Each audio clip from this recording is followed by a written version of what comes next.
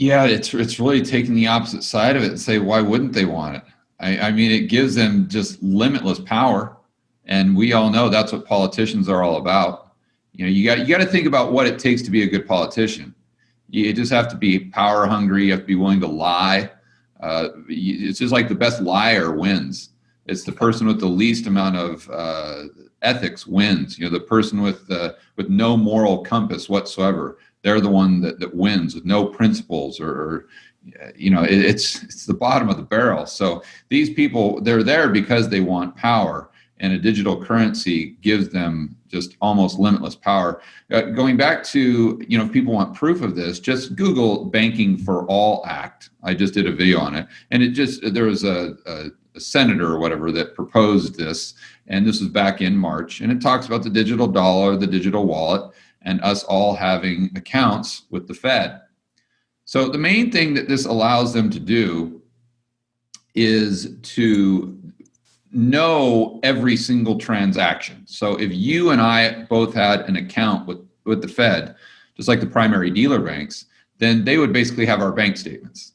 So every single transaction of every American within the domestic economy, or if they're moving money outside the economy or any business, the Fed would have, or the government would have a record of that. So they can see what's happening when. That's number one. Number two is it would allow them to take rates negative. So with their models, they think that the way that you stimulate an economy is just lower interest rates. So if the economy isn't working or isn't functioning properly, and or if you're not getting inflation, then they think there's excess capacity in the system, and therefore there needs to be increased demand, increased aggregate demand. And the way you do that is by taking interest rates lower. And if they've already hit the zero bound, they've got the zero lower bound, then you just didn't take them low enough. And you just need to take them to -2. And if that doesn't create inflation, well, you just didn't take them low enough. Then, you need to take them to -5, -10. At no point in time did they ever look at the model and kind of scratch their head and say, I wonder if this doesn't work.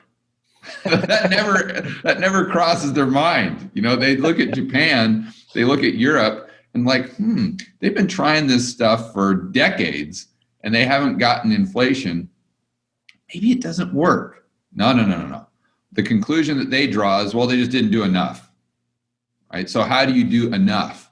Well, you'd have to be able to take rates negative, and at a certain point, you might be able to take them -20 basis points, or maybe -100 even, or -1%. But you take them -5, 10, 20, and obviously no one is going to put their money in the bank. There's absolutely no way. So they would have a run on deposits, and that would create a lot of problems.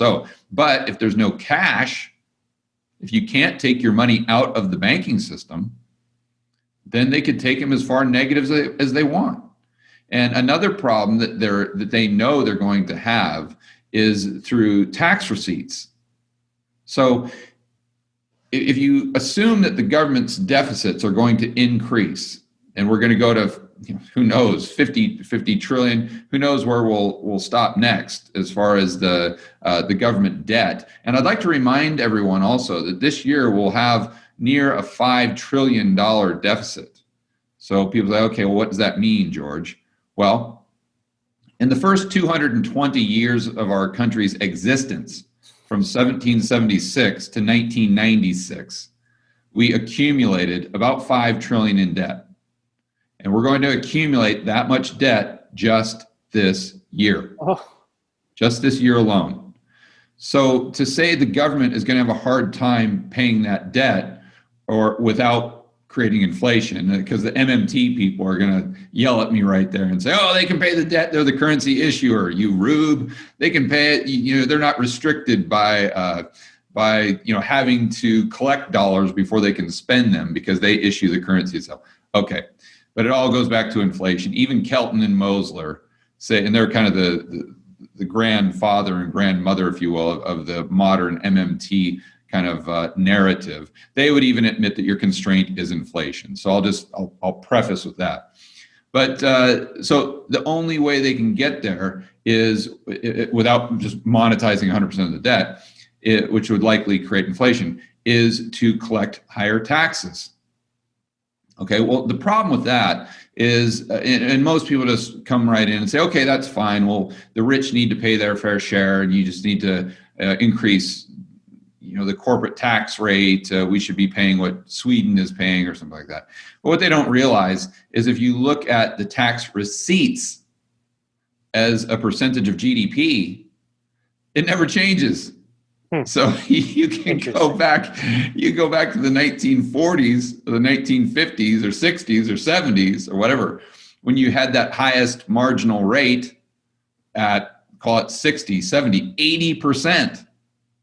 And the tax receipts as a percentage of GDP were still right around 18%. The exact same thing, the exact same amount of tax revenue was collected in the mid or late 80s, when we had like a 25 or 27% highest marginal tax rate.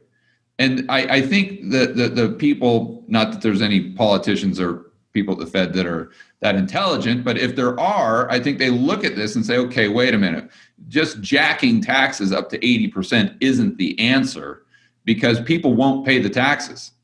That's just clear. They'll find ways not to pay those taxes. So therefore, we have to have some sort of system to where we can take the taxes in advance, or people can't move their money around to get out of the system, to where if we did raise tax rates to 80%, we could just take it straight out of people's accounts. They would have no control over it. Or what I think they might do is they might just make you prepay it. So every single time that you take and spend money, that they take a percentage of the amount, and then at the end of the year, when you file your taxes, they say, okay, well, you've paid $200,000 in tax, because that's 10% out of everything that came out of your account. What do you owe us?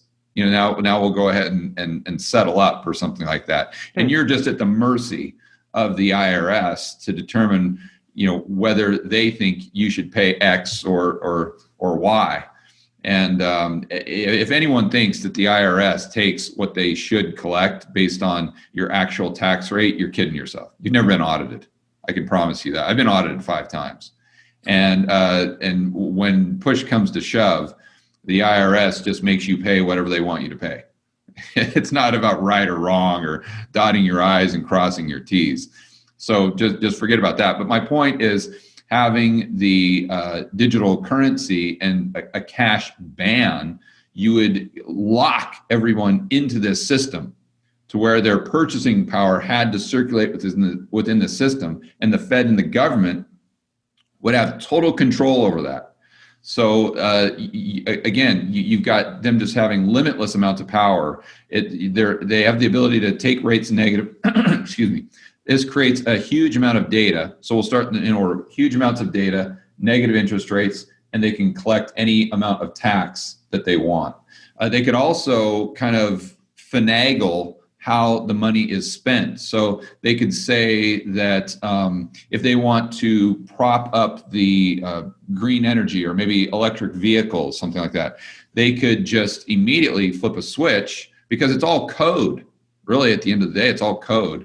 So they could say, okay, last year we had, we'll just call it $100 billion were spent on vehicles in the United States. It's taking a number right off the top of my head. And they could say, okay, next year what we're going to do is assuming we have the same 100 billion that's spent, 75 of it has to be spent on electric vehicles. And you say, well, how could they make you do that? Well, easy. Because your money is right with the Fed. And then, of course, the merchants that are collecting the money and the banks, they're all with the Fed. It's all under the same ecosystem. So they could control exactly where that money is going. Or if you did something that they deem as wrong, right? Let's say you went outside, or you were caught on one of these street cameras without wearing a mask. And let's say that's the local law. Well, they could just take that fine immediately out of your account, because you're caught on the picture, and you just go to check your balance and it's less $1,000. Or they could freeze your account if they didn't like what you're doing. Let's say that you posted something on Facebook that they deem as inappropriate. Okay, well, they just freeze your account. Now you're locked out. You can't get any money. You can't get zero cash. You're just, so you see, this is the control that I'm talking about, that it would give them. And I don't think that any politician can resist that.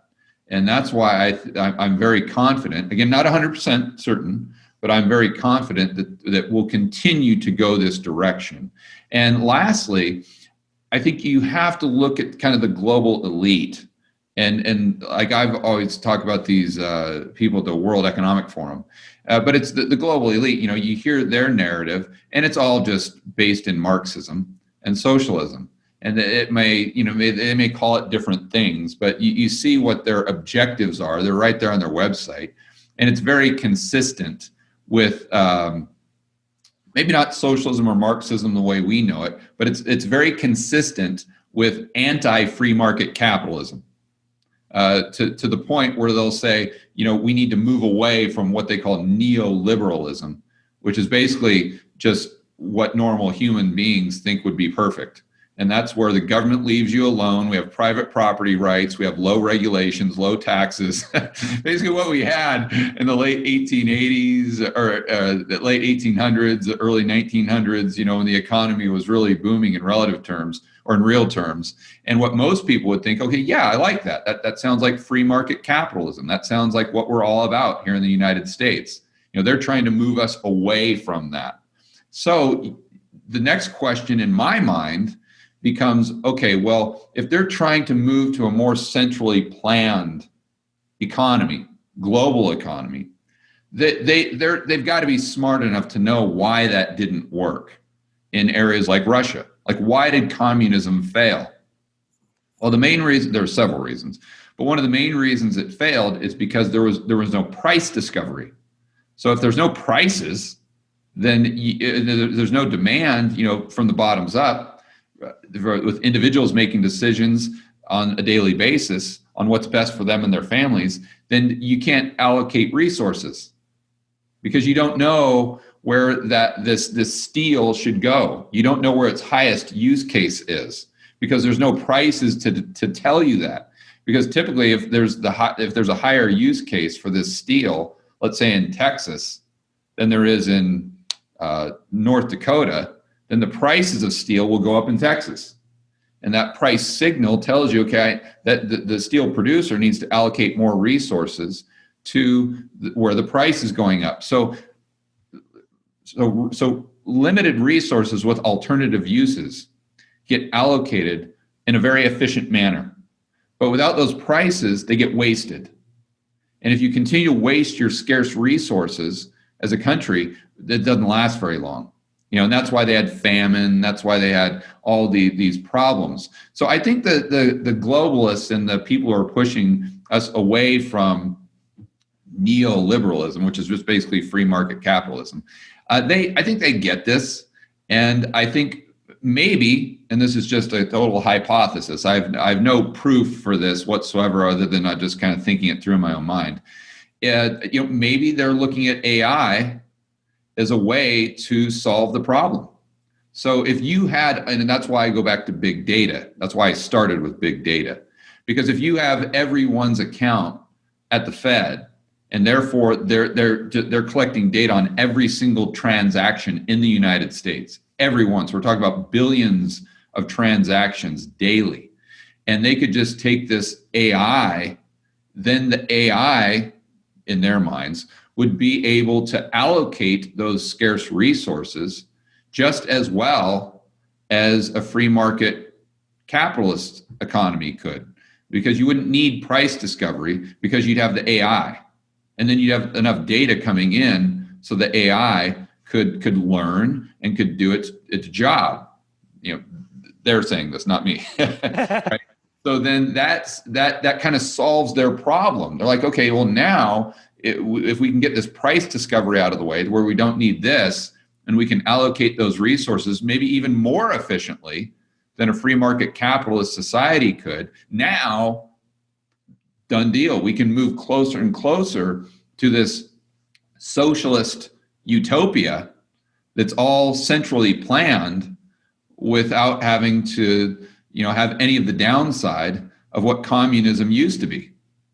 And so I think, and again, this part of the equation, I have no proof for. It's just me kind of, brainstorming, and I did a video on it the other day. A lot of the other stuff we talked about, there's proof right there on the internet, the website, like the Banking for All Act. You can just check that out. So I want to make sure that people understand and compartmentalize the two ideas.